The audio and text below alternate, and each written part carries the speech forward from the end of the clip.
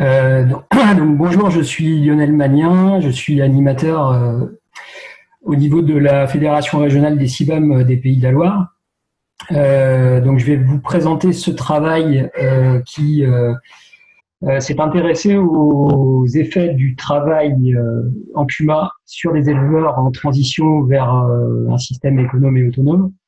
Donc c'est une étude réalisée avec l'appui de Jean-Yves Pailleux de l'INRA et de Florence Kling et Veillard de l'Institut d'élevage notamment. Alors pourquoi ce travail au sein de Transae? Les agriculteurs, agricultrices interagissent avec un certain nombre de personnes dans leur sphère privée et leur sphère professionnelle. Et dans la sphère professionnelle, interagissent en particulier avec des collectifs qui sont externes à leur exploitation.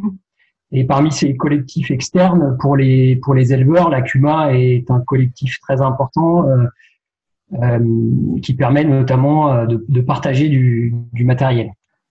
Et l'hypothèse qu'on a faite à la rédaction du projet, c'était que ce travail au sein d'un collectif impactait la transition en la facilitant et ou en la freinant. Oui, Lionel, coupe peut-être ta vidéo, le son n'est pas parfait. Si tu peux couper ta vidéo, et on voit des petits cadres gris qui en haut et sur le côté de ton écran. Je ne sais pas comment si tu as la main là-dessus, mais du coup tes diapos peuvent être un petit peu coupés, mais non, on voit globalement bien. Alors, j'ai essayé de couper ma vidéo. J'en coupe le son.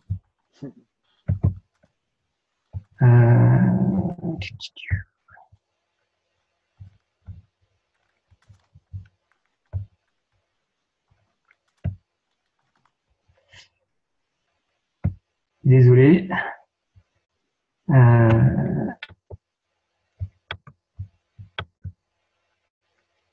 Ça y est, j'ai trouvé. Excusez-moi. C'est bon, on m'entend mieux? Essaye, je pense que ça va être mieux, oui. Ok. Donc, je reprends. L'objectif de cette étude, c'était d'essayer d'approcher les éléments de facilitation et de difficulté qui sont rencontrés dans son travail par un éleveur en transition au sein de sa CUMA. Alors, rapidement, un point sur la méthode. Donc, deux phases dans ce travail. Une première phase qui a permis d'élaborer un jeu d'hypothèses à partir des entretiens qui ont été réalisés, les premiers entretiens qui ont été évoqués ce matin par Émilie et Sylvie notamment, donc dans l'accompagnement de la soixantaine d'éleveurs du projet et éleveurs-éleveuses. Donc les entretiens qui relevaient un questionnement par rapport à la CUMA. Et dans la deuxième phase, 5 enquêtes ont été réalisées auprès d'éleveurs qui avaient été identifiés en phase 1, avec des problématiques et des questionnements un peu différents et particuliers, et qui nous paraissaient intéressants à approfondir. Donc on a réalisé 5 entretiens semi-directifs et puis une analyse de ces entretiens. Donc, je vais vous présenter les principaux résultats qu'on a regroupés en fait en 4 thèmes. Donc, tout ce qui concerne l'échange de pratiques et la réassurance, l'accès au matériel nécessaire, bien entendu, qui est quand même l'essence même des CUMA, la question de l'entraide et puis, dernière dimension, l'ouverture des possibles. Donc pour chaque rubrique, je vais vous présenter les éléments d'analyse et puis des verbatims issus d'entretiens avec les éleveurs. Alors sur le plan de l'échange de la réassurance, on a vu notamment dans le cadre du projet Préface qui était évoqué en introduction ce matin, que le soutien du groupe était un élément particulièrement intéressant dans la transition. Et la CUMA peut, en termes de facilitation, être un lieu d'échange privilégié autour de la technique spécifique au système économe et autonome.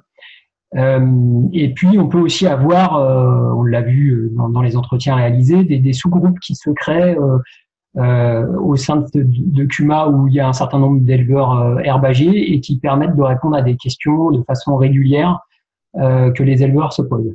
Donc l'éleveur dont j'ai extrait le verbatim juste en dessous disait que lui, les échanges du lundi matin lui ont permis, lui ont beaucoup aidé pendant sa transition. En revanche, en termes de freins, pour des CUMA où il y a peu ou pas d'éleveurs en transition, il peut y avoir un décalage avec les autres adhérents. Les repères techniques ne sont plus partagés, ne sont plus tout à fait les mêmes. Et il y a aussi un certain nombre de chantiers, notamment autour des ensilages, qui sont moins pratiqués, moins fréquentés. Donc parfois, ça va jusqu'à un sentiment d'exclusion, ce qui est le cas de l'éleveur dans le verbatim est repris, qui lui estime qu'il n'y a plus de discussion collective entre les paysans, à part pour les chantiers d'ensilage dont il est partiellement ou totalement exclu. Alors en termes maintenant d'accès au matériel nécessaire, la CUMA peut être un facilitateur puisqu'elle permet pour des éleveurs herbagers où il y a une préoccupation au sein de la CUMA par rapport à ces systèmes de production, disposer de matériel de récolte performant avec des moyens de traction adaptés. Ainsi, l'éleveur FG estimait que dans sa CUMA, avec un certain nombre de personnes en système herbager, on était plus attentif au renouvellement de la faucheuse qu'à d'autres types de matériel. En revanche, côté frein, dans des CUMA où il n'y a pas forcément la même préoccupation, ou en tout cas peut-être le corpus d'herbager est moins important, le matériel n'est pas toujours disponible au sein de la CUMA et en temps voulu.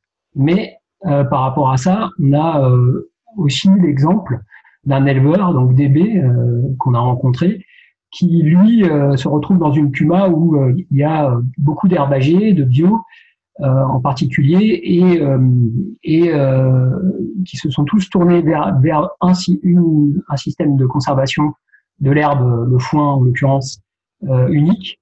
Et il y a aujourd'hui beaucoup de pression dans la CUMA et par rapport à ça, un ressenti, une difficulté, des tensions qui se créent pour lui et une difficulté dans son travail au niveau de la récolte. Alors maintenant, sur les moyens de traction, on a rencontré aussi le cas de CUMA où les moyens de traction étaient pas présents au sein de la CUMA et où le matériel de la CUMA grossissant, certains avaient des difficultés à avoir des moyens de traction adaptés à ce matériel au niveau de leur exploitation. Donc avec l'extrait d'un entretien avec l'éleveur DL qui lui disait que les adhérents devaient changer de tracteur pour pouvoir tracter certains matériels au sein de sa CUMA.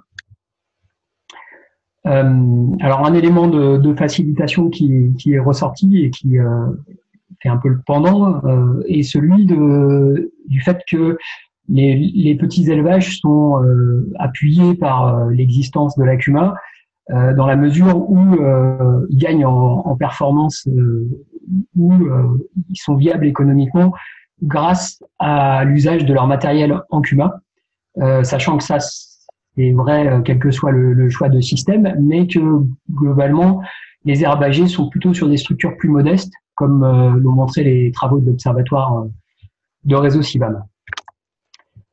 Enfin, dernier frein sur l'accès au matériel nécessaire, les engagements qui sont pris sur certains matériels au niveau de la CUMA peuvent parfois être un handicap pour une évolution du système.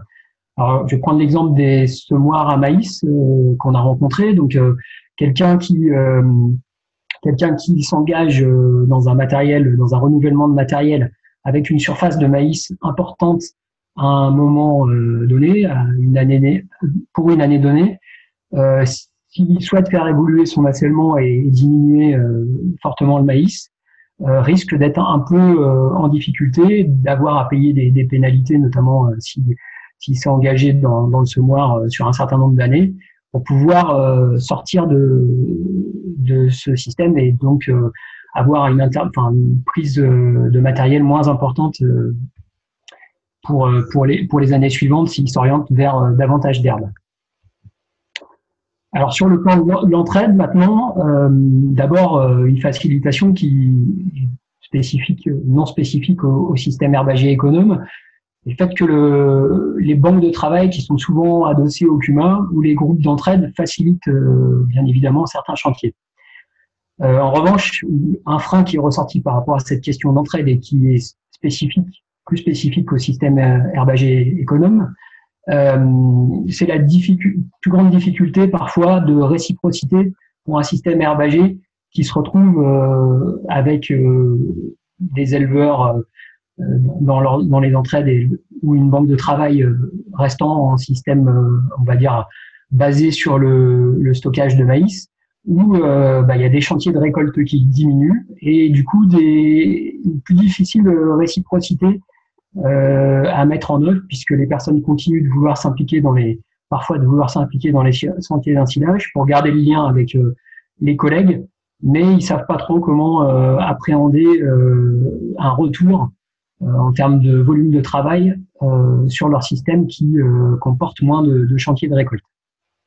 Alors par exemple, on a un éleveur qui nous disait qu'il n'y avait pas de banque d'heures et que ça pouvait poser problème, que c'était un problème pour lui dans sa CUMA. Enfin, sur l'ouverture des possibles, alors en termes de freins, tout d'abord, dans certaines CUMA, il n'y a pas d'échange sur les systèmes de production ou pas entre les systèmes de production. Notamment, on a rencontré ça dans la CUMA d'AG, qui était assez esselée dans sa CUMA en termes de choix de système, et qui soulignait qu'il n'y avait pas du tout de discussion sur les systèmes de production, tout en soulignant également qu'il était le seul bio dans la CUMA. En revanche, en termes de facilitation, et je voulais terminer là-dessus, s'il y a une cohabitation apaisée entre les systèmes, la CUMA peut être un lieu d'échange autour des façons de produire. L'éleveur dont j'ai extrait le verbatim en dessous disait que finalement c'était assez intéressant la CUMA pour lui parce que ça permettait de côtoyer des gens de tout système. Il y avait un dialogue assez intéressant au niveau de la CUMA pour voir qui se positionnait sur quel investissement et comment, parce que par une argumentation spécifique par rapport à son propre système de production. Voilà, donc j'ai pas le temps d'aller sur le volet proposition, mais à partir de ce travail d'analyse croisée des expériences, on a pu parfois relever des choses des solutions entre guillemets trouvées dans certaines CUMA qui pouvaient faire écho à des points évoqués en termes de freins dans d'autres. Voilà, donc ce travail de proposition, il a été réalisé. Il a notamment été présenté lors d'une commission bifédérative de la Fédération nationale des CUMA à l'automne dernier. Et puis, ce travail va aussi faire l'objet, normalement dans les prochaines semaines, de la publication d'un article dans la revue Entraide. On est en discussion actuellement avec un journaliste. Voilà, je m'arrête là et je vous remercie de votre attention. J'espère que tout le monde m'a bien entendu et j'arrête le partage de l'écran. Merci Lionel pour ça. Peut-être voir s'il y a des questions. Didier, peut-être des questions par rapport à Lionel, par rapport à la présentation sur le CUMA. Une seule question qui vient d'apparaître d'Émile Serpotian. Qu'est-ce qui caractérise une CUMA avec, entre guillemets, une cohabitation apaisée d'une autre ou ça ne change pas?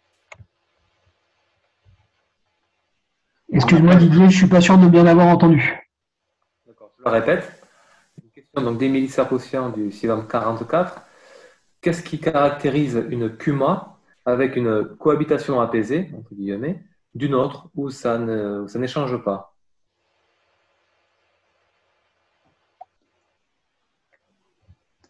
Waouh, question difficile.